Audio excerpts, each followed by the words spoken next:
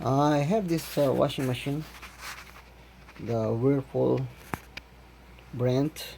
I have this issue where indication is F minus, so I have to troubleshoot this with what's going on. So I'm gonna try to disconnect first the power, see if that's that. If not, then we will dig into it.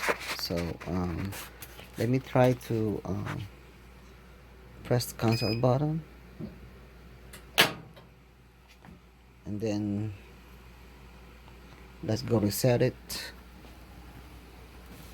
Unplug this cord.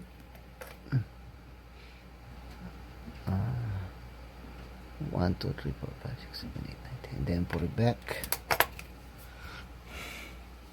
Now we can try to restart again.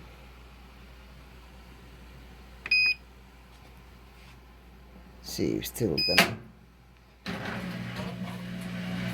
Okay, looks like it's working now. I think that's it.